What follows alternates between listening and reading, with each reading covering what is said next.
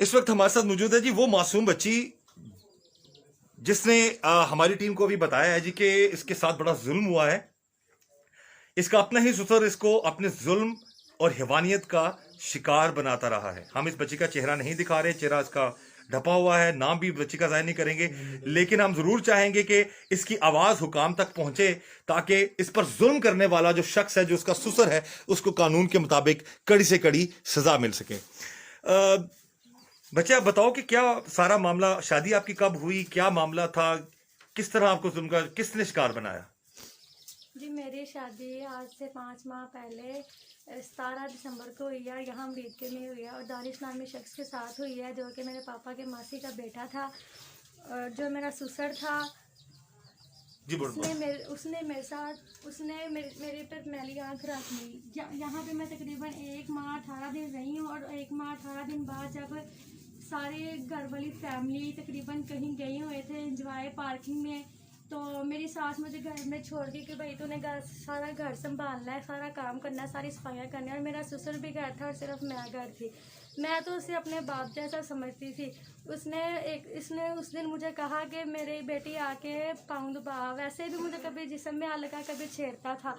नहीं, शादी आपकी जो हुई वो आपके अपने रिश्तेदारों में हुई है? जी पापा के रिश्तेदार थे, पापा के मासी का बेटा था। अच्छा, तो आपकी रजामंदी थी इसमें? जी बिल्कुल मेरी रजामंदी थी। ठीक है। तो शादी के कितने अरसे बाद आपके ससुर ने गलत हरकतें 1 शुरू कर माह दी? 18 दिन बाद। 1 महीने 18 दिन बाद। 18 दिन बाद आपके ससुर ने आपको शक हो गया था या आपको अंदाजा हो गया था कि ये गलत है बंदा? मुझे शक तो नहीं, मुझे पूरा यकीन हो गया था इस पर जब इसने मैलियाँ, क्योंकि मुझे तब यकीन हुआ था जब ये मुझे काम करने से पहले भी मैंने जब भी इसे अपने शोहर को कहती थी कि मुझे अपने घर घर घर जाना है, मुझे अपनी माँ से मिलना है, अपने बहन भाई से मिलना है, तो वो कहता था कि मैं तुझे क्यों लेके जाऊँ, जाके अपने ससुर को बोल। वो मुझे यहाँ पे नहीं लेके आता था, मेरा ससुर ही लेके आता था। और रास्ते में भी ये मेरे साथ बाइक पे छेड़छाड़ी करता था।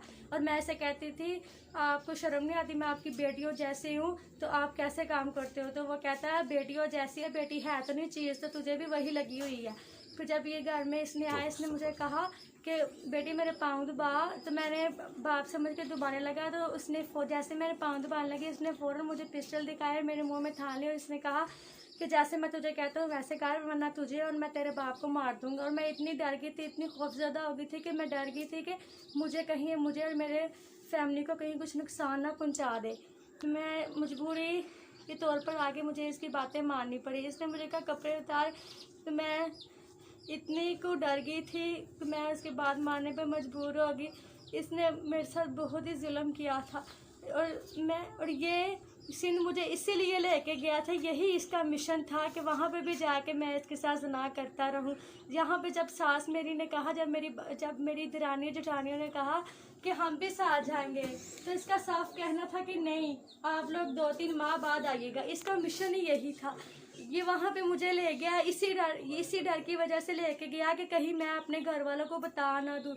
ये जब मुझे वहाँ पे लेके गया और वहाँ पे जाते ये 17 दिन तकरीबन मेरे साथ ये ज़िनाकारी करता रहा। रात को मेरे शोहर को भेज देता था खेतों पे पानी लगाने और मेरे साथ पीछे बुरा काम करता रहता था। और जब मेरा शोहर आता था और उसे नशा दे के सुला देता था, फिर मेरे साथ काम करना शुरू हो जाता। मैं इतनी को तंग आ गई थी कि मैं यही अल्लाह से दुआ मांगती थी कि या अल्लाह मुझे मौत क्यों ना आ गई ये काम करते हुए।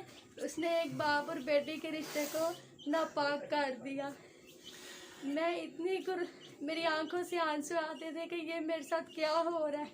मैं अल्लाह से रो रो के दुआएं मांगती कि ये मेरे साथ क्या हो रहा है, या अल्लाह तूने मुझे इंसाफ दिलाना है। जब मैंने अपने शोहर को बताया तो उसने भी मेरी हेल्प नहीं की, उसने भी मेरे पे बिलीव को, ट्रस्ट को यकीन नहीं किया। उसने कहा तू झूठी है, तू फेक करती है, मेरा बाप ऐसा कुछ भी नहीं कर सकता, मेरा बाप तो इतना सच्चा और ईमानदार है।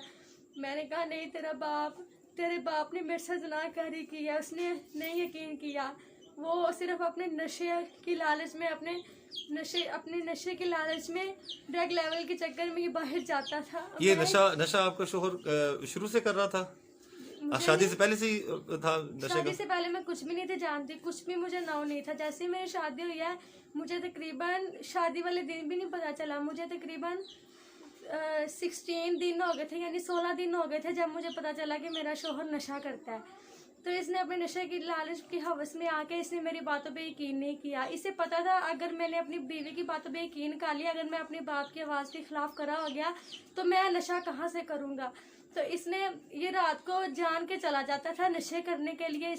मेरा ससुर भेज देता था और मेरे से पीछे जनाकारी करता रहता था गन पॉइंट के तौर पर। और ये वहाँ पे भी, सिंध में भी, इसने मुझे पिस्टल दिखाए कि अगर तूने ना किया तो मैं तुझे यहाँ पे मार दूंगा। 70 मरले का मकान है, तुझे यहाँ पे कोई भी नहीं देख सकेगा, तेरा यहाँ पे इस टाइम कोई भी नहीं है और तुझे मेरी बात माननी पड़ेगी। तो मैं मजबूरी के तौर पर वहाँ मानती रही। अगर मेरे हस्बैंड ने मेरे पे यकीन किया या थोड़ा सा उसे बिलीव आया है तो वो यहाँ पे जैसे मुझे लेके आया है मुरीदके में, तो यहाँ पे आके अपने माँ बहनों की बातों में आकर उसने मुझे फिर बेगारत बना दिया। वो फिर मुझे झूठा साबित करने लग पड़ा कि तू झूठी है, मेरा बाप ऐसा कुछ भी नहीं कर सकता। इसने मेरे पर जरा भी यकीन नहीं किया।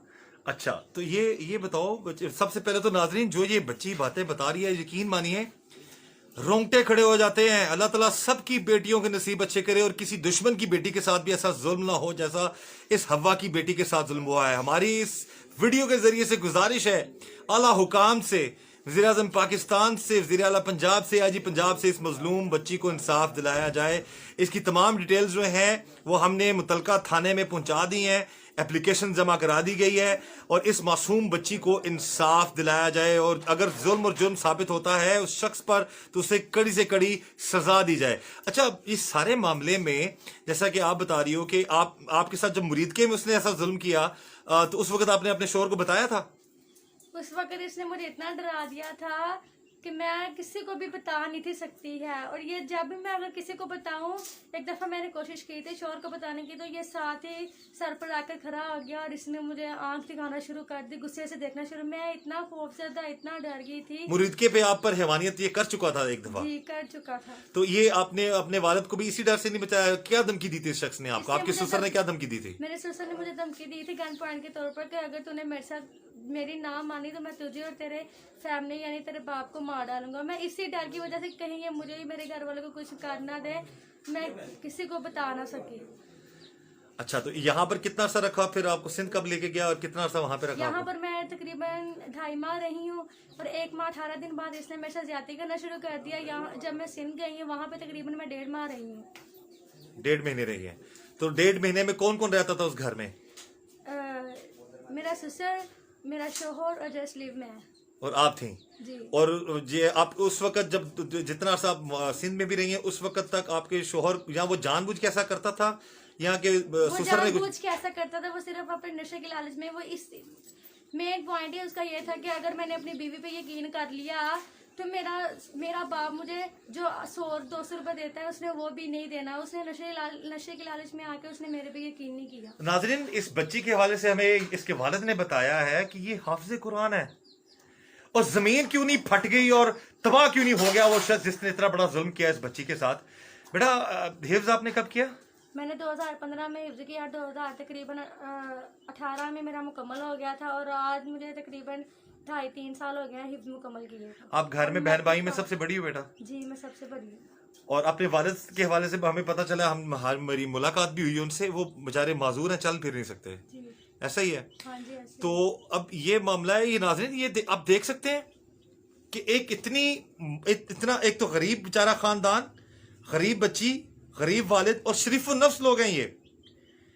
और मेरी अपनी तमाम वाला हुकाम से गुजारिश है, बेटा आपको पूरा पाकिस्तान देख रहा है, हमारे वज़ीर आज़म पाकिस्तान, वज़ीर आला पंजाब, आईजी पंजाब और तमाम पाकिस्तानी अवाम देख रही है। आप ये बेटा बताओ कि आप अपने ससुर के हवाले से या उसको क्या सजा दिलाना चाहती हो? मुझे सिर्फ अल्लाह ताला से इंसाफ भी चाहिए। मैं वज़ीर आला पंजाब, आईजी पंजाब और इमरान खान से यही अपील, यही दरख्वास्त करती हूँ कि उसे सख्त से सख्त सजा दी जाए। किसे? तो मुझे, मेरे ससुर को, मिर्जा अमजद बेग, जो जिस नाम से वो जाना जाता है, मेरे ससुर को सख्त से सख्त सजा दी जाए। मुझे इंसाफ मिले बस इस दुनिया में, और मुझे कुछ भी नहीं चाहिए। ये जी इंसाफ की अपील कर रही है हवा की बेटी, और हमारी भी यही गुजारिश है कि ऐसा जुल्म करने वालों को कानून के मुताबिक कड़ी से कड़ी सजा मिले और ऐसी मासूम बच्चियों को अल्लाह ताला अपने हिफ्ज़-ओ-मान में रखे। मुझे इजाज़त दीजिए। अल्लाह हाफिज़।